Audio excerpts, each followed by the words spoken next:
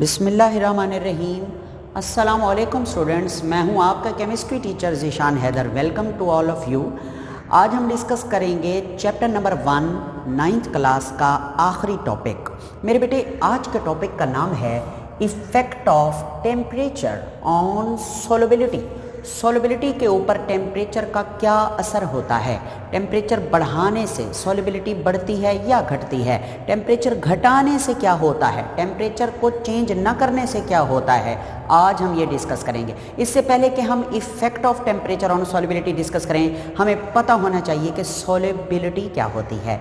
तो मैंने आपके सामने उसकी डेफिनेशन लिखी है और डेफिनेशन कहती है the number of grams of solute dissolved in 100 gram of solvent at a particular खास टेम्परेचर इज कॉल्ड सोलबिलिटी।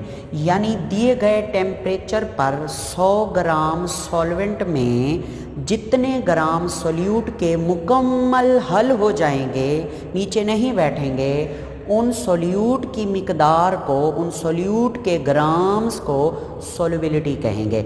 जैसे हमने पिछले टॉपिक में पढ़ा था, NaCl नमक की सोलबिलिटी होती है 36 ग्राम और चीनी यानी शुगर की सोलबिलिटी होती है 20 डिग्री टेम्परेचर पर 203.9 ग्राम। ठीक है, तो अब हम देखेंगे कि टेम्परेचर बढ़ाने या घटाने से क्या होता है। तो बेटा जानी, इसमें ना 3 कॉन्सेप्ट हैं, 3 फैक्टर्स हैं जिनको हम स्टडी करेंगे। सबसे पहला है हीट एब्जॉर्ब्ड। ये मैं आपको समझाना चाहता हूँ। बाज़ ऐसे साल्ट होते हैं जिनको आप पानी में डालते हैं तो वो डिज़ोल्व होते हैं, तो उनके डिसोल्यूशन के दौरान हीट रिलीज़ होती है। तो ऐसा प्रोसेस जिसमें हीट एब्जॉर्ब होती है, ऐसा प्रोसेस जिसमें हीट एब्जॉर्ब हो, उसे कहते हैं एंडोथर्मिक प्रोसेस। यानी हम लेते हैं सोल्यूट, उसको हम डालते हैं सॉल्वेंट के अंदर और ये दोनों मिक्स होते हैं। कब? जब ये क्या गेन करते हैं? हीट गेन करने के बाद ये क्या बना देते हैं? सॉल्यूशन बना देते हैं। यानी इस किस्म के सॉल्यूशन में हीट यूज़ हो रही है, हीट एब्जॉर्ब हो रही है। यानी सॉल्यूट सॉल्वेंट के अंदर मिक्स तब होगा जब उसको हीट मिलेगी। तो वो हीट कहाँ से आएगी? सराउंडिंग से, इर्द गिर्द से वो हीट एब्जॉर्ब करेंगे और सोल्यूट सॉल्वेंट के अंदर अपने आप को डिसॉल्व कर लेंगे और सॉल्यूशन बन जाएगा। इस तरह के सॉल्यूशन में हीट जज्ब होती है। अब देखें, हीट की ज़रूरत है सोल्यूट को सॉल्यूशन बनाने के लिए, तो क्या होगा? तो ऐसे मतलब साल्ट जिनमें हीट की ज़रूरत होगी, उनकी जो सोलबिलिटी होती है that is directly proportional to temperature. यानी जितना आप ज़्यादा टेम्परेचर बढ़ाते जाएंगे, सोलबिलिटी में उतना इजाफा होता जाएगा। क्यों? क्योंकि ज़रूरत है हीट की, उसको ज़रूरत है हीट की। आप हीट देते जाएं, खुद नीचे से उसको हीट दें, तो फिर उसकी सॉल्युबिलिटी में इजाफा होता चला जाएगा। ऐसे कौन से साल्ट हैं जिनकी सॉल्युबिलिटी बढ़ती है? क्या करने से? टेम्परेचर बढ़ाने से। उनमें एक है जनाब पोटाशियम क्लोरेट ClO3। उसके बाद इसमें आता है KCl पोटाशियम क्लोराइड, इसमें आता है पोटाशियम नाइट्रेट, इसमें आता है सोडियम नाइट्रेट। इसमें और भी बहुत सारे ऐसे साल्ट्स हैं जिनकी टेम्परेचर बढ़ाने से सॉल्युबिलिटी में क्या होता है? इजाफा। ये हम ग्राफ से भी आपको दिखाएंगे। आइए दूसरा केस स्टडी करते हैं। ऐसे साल्ट होते हैं जिनको जब आप पानी में डिसॉल्व करते हैं तो हीट इवॉल्व होती है, खारिज होती है। ऐसे प्रोसेस को एक्सोथर्मिक प्रोसेस कहते हैं। आइए एग्जाम्पल कोट करते हैं।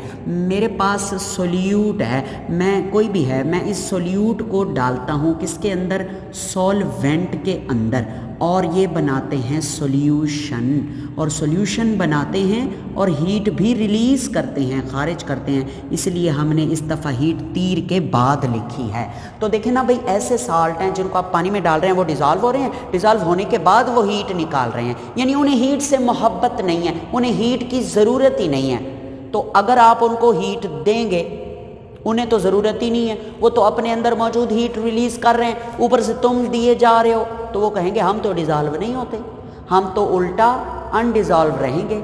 तो ऐसे साल्ट जिनको डिज़ोल्व करें किसी सॉल्वेंट में और वो सोल्यूट डिज़ोल्व होने के बाद हीट रिलीज़ कर रहे हों डिज़ोल्व होने के साथ साथ, तो हीट देने से, टेम्परेचर देने से उनकी सॉल्युबिलिटी बढ़ती नहीं है बल्कि घटती है। मगर हमें तो आम हालात में ऐसा लगता था ना कि पानी को अगर हम गर्म कर दें, उसको हीट दे दें, तो उसमें मज़ीद चीनी डिज़ोल्व होगी। भाई चीनी डिज़ोल्व होगी, मगर हर साल्ट की सॉल्युबिलिटी टेम्परेचर बढ़ाने से नहीं बढ़ती।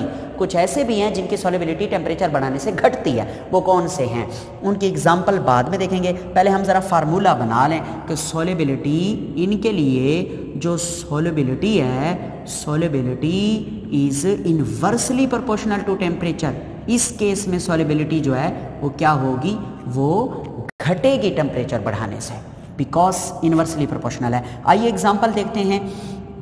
हमारे पास एग्जाम्पल है लिथियम कार्बोनेट। लिथियम के जितने कंपाउंड होते हैं ना, इनकी सॉल्युबिलिटी जो है वो घटती है टेम्परेचर बढ़ाने से। उसके अलावा है सीरियम सल्फेट Ce2SO4 उसके अलावा कुछ गैसेज हैं जैसे कि सल्फर डाइऑक्साइड गैस है, ये पानी में जो है ना टेम्परेचर बढ़ाने से घटती है, ठीक है। और इसी तरह जो है ना इसकी सॉल्युबिलिटी, इसी तरह अमोनिया गैस है, इसकी सॉल्युबिलिटी कम होती है।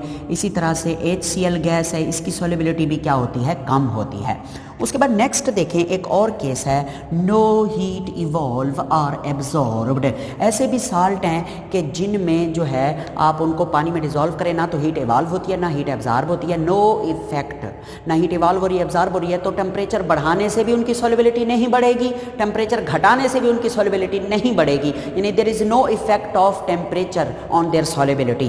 तो no effect of temperature, no effect of temperature on their solubility. इनकी सोलोबिलिटी के ऊपर टेम्परेचर चेंज करने से कोई असर नहीं होता। तो बॉयज़ एंड गर्ल्स, वो कौन सा है, सरे फहरिस्त है NaCl, सोडियम क्लोराइड। ये सबसे पहला साल्ट और सबसे अहम जो हमारे सिलेबस में भी है।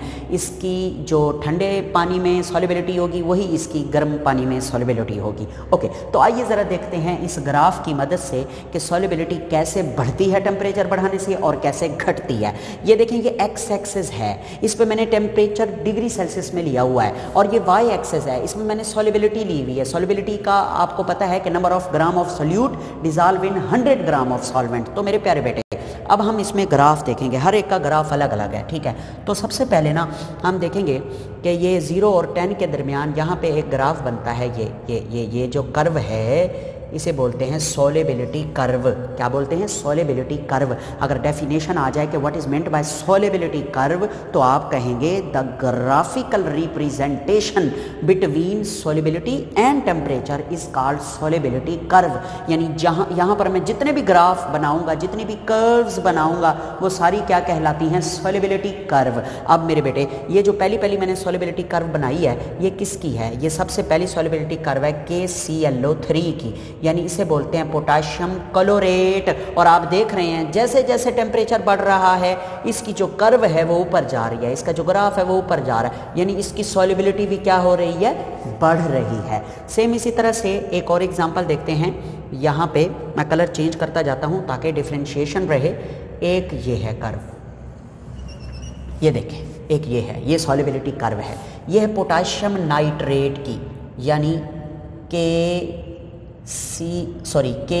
KNO3 पोटाशियम नाइट्रेट, ये उसकी कर्व है। देखिए टेम्परेचर बढ़ रहा और कर्व भी क्या है, ऊपर को जा रही है। इसकी और इसकी कर्व में फ़र्क है, इसकी कर्व आहिस्ता आहिस्ता ऊपर को जा रही है और ढलवान इतनी ऊपर को नहीं है, मगर इसकी फ़ौरन ऊपर जा रही है। तो हर एक साल्ट की अपनी अपनी नेचर होती है, अपनी अपनी बॉन्डिंग होती है, सारा कुछ होता है। ओके, उसके बाद नेक्स्ट देखें। उसके बाद नेक्स्ट मैं एक और बनाता हूँ। यहाँ पे जो है ना मेरे बेटे, यहाँ पे ये देखें, ये सॉल्युबिलिटी कर्व डाउन को जा रही रही है, इसे कहते हैं फॉलिंग कर्व, नीचे को गिर रही है, और ये SO2 गैस की है, सल्फर डाइऑक्साइड गैस है। आप उसे पानी में डिसॉल्व करें, ठीक है। अब जैसे जैसे टेम्परेचर बढ़ाते जाएंगे तो उसकी सॉल्युबिलिटी कम होती जाएगी, कम होती जाएगी, यानी 0 डिग्री पर उसकी सॉल्युबिलिटी ये है 30 के करीब करीब, और जैसे ही आप टेम्परेचर बढ़ाते हैं तो सॉल्युबिलिटी में भी कमी आती है, सॉल्युबिलिटी घटती चली जाती है, सल्फर डाइऑक्साइड गैस। ओके, उसके बाद एक और देखते हैं, यहाँ पे इसके बिल्कुल साथ ही इस जगह पे एक और साल्ट है यहाँ पे,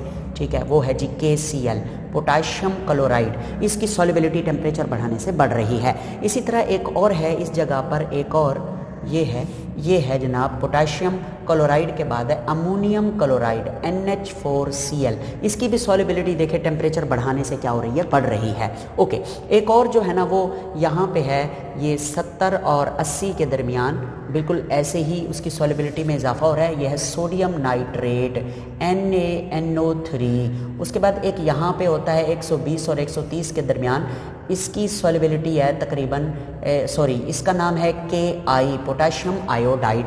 तो ये देख रहे हैं, ये तकरीबन मैंने वो बनाए हैं जिनकी सॉल्युबिलिटी बढ़ रही है, क्या करने से, टेम्परेचर बढ़ाने से बढ़ रही है। अब हम उनकी देखते हैं जिनकी टेम्परेचर बढ़ाने से घटती है। एक तो ये हो गया ना सल्फर डाइऑक्साइड, एक और है यहाँ पे, ये देखें, ये यहाँ पे है एक, ये सॉल्युबिलिटी घट रही है टेम्परेचर बढ़ाने से, और ये है मेरे बेटे HCl, hydrochloric acid. Hydrochloric acid की जो सॉल्युबिलिटी है वो क्या होती है, कम होती है, गैस है। ज़्यादातर जो गैसेस होती हैं उनकी सॉल्युबिलिटी वाटर में टेम्परेचर बढ़ाने से घटती है जी, और टेम्परेचर घटाने से बढ़ती है। ओके, एक और एग्जांपल भी मैं आपको देता हूँ, बिल्कुल इसके साथ ही नीचे कलर ब्लैक कर लेते हैं। इस जगह पे एक और है जिसकी सॉल्युबिलिटी टेम्परेचर बढ़ाने से घट रही है, कम हो रही है। कौन है भाई, ये अमोनिया NH3 गैस है, इसकी सॉल्युबिलिटी भी टेम्परेचर बढ़ाने से घटती है। तो आपने देखा कि बहुत सारे ऐसे हैं जिनकी टेम्परेचर बढ़ाने से बढ़ती है, कुछ ऐसे हैं जिनकी घटती है। ऐसा भी है जिसका कोई असर नहीं होता, जिस पर टेम्परेचर का कोई असर नहीं होता, और वो है यहाँ पर तकरीबन 36-37 के लगभग है।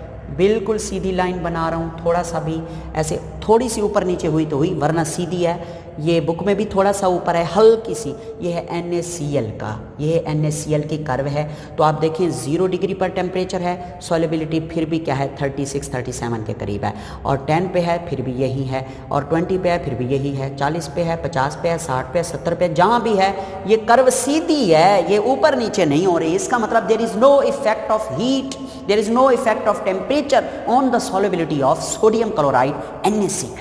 जनाब, अब हम एक शॉर्ट क्वेश्चन देखते हैं जो इस बुक के एंड पे, यानी इस चैप्टर के एंड पे एक एक्सरसाइज शॉर्ट क्वेश्चन है, मतलब प्रॉपर एक्सरसाइज में तो नहीं है मगर इन्होंने लिखा हुआ है एक्सरसाइज। वो क्वेश्चन क्या है, वो क्वेश्चन है कि how variation of solubility at different temperature can be useful for us. यानी जब हम टेम्परेचर चेंज करते हैं तो सॉल्युबिलिटी चेंज हो जाती है, तो इसका हमें क्या फ़ायदा है। इसके बेटा जानी बहुत सारे फ़ायदे हैं। हमारी बुक में इसका आंसर भी लिखा हुआ है अगले पेज पे, इस पेज से बिल्कुल अगले पेज पे इनका आंसर भी उन्होंने येलो कलर के डब्बे में लिख दिया, वो मैं आपको समझाता हूँ। 2 फ़ायदे हैं बुक में। पहला फ़ायदा तो ये है कि इस तरह से we can purification of solid. एक सॉलिड है, वो सॉल्वेंट लिक्विड में डिज़ोल्व है, उसको हम सेपरेट करना चाहते हैं, मतलब अलग करना चाहते हैं। किससे अलग करना चाहते हैं, उस लिक्विड से अलग करना चाहते हैं उस सॉलिड को, और उसे प्योरीफाई करना चाहते हैं। तो ये जो टेम्परेचर का असर है सॉल्युबिलिटी के ऊपर, ये हमें हेल्प देगा। कैसे हेल्प देगा, देखो भाई, टेम्परेचर बढ़ाने से क्या होता है, सॉल्युबिलिटी बढ़ती है। तो जब हम टेम्परेचर बढ़ाएंगे तो जो साल्ट पानी में डिज़ोल्व है उसकी सॉल्युबिलिटी बढ़ेगी, हम और साल्ट डालेंगे उसकी सॉल्युबिलिटी और बढ़ेगी। तो जब सॉल्युबिलिटी बढ़ेगी तो ज़्यादा साल्ट डिज़ोल्व होगा। जितना ज़्यादा डिज़ोल्व होता है जब हम उस गर्म सॉल्यूशन को ठंडा करते हैं उतनी ज़्यादा बाहर क्रिस्टल बन के आता है। तो ये पूरा प्रोसेस है क्रिस्टलाइजेशन का, वो डिटेल में पढ़ाना पड़ता है, वो FSC में भी मौजूद है। मगर मैंने सिर्फ थोड़ा सा आपको बताया है कि किसी भी सॉलिड, मैं एक बार फिर आइडिया दे देता हूँ कि एक सॉलिड है, किसी शरारती वो पाउडर फॉर्म में है, किसी शरारती बच्चे ने उसके अंदर रेत डाल दी है। अब आप, वो बड़ा महंगा सॉलिड है पाउडर फॉर्म में, तो आप उसको प्योरीफाई करना चाहते हैं, तो फिर आप क्या करेंगे, आप एक पानी लेंगे या कोई भी सॉल्वेंट लेंगे, उसके अंदर उस गंद वाले मतलब इम्प्योर सोल्यूट को डालेंगे, डिज़ोल्व करेंगे। अगर आप नीचे से ज़्यादा टेम्परेचर देंगे, टेम्परेचर बढ़ाएंगे तो मज़ीद आपका जो सोल्यूट है वो डिज़ोल्व होता जाएगा। इम्प्योरिटी नहीं डिज़ोल्व होगी, सिर्फ सोल्यूट डिज़ोल्व होगा। वो जो बच्चे ने रेत डाल दी थी वो नहीं डिज़ोल्व होगी, सिर्फ सोल्यूट डिज़ोल्व होगा। तो जितना ज़्यादा टेम्परेचर देंगे सोल्यूट उतना ज़्यादा डिज़ोल्व होगा।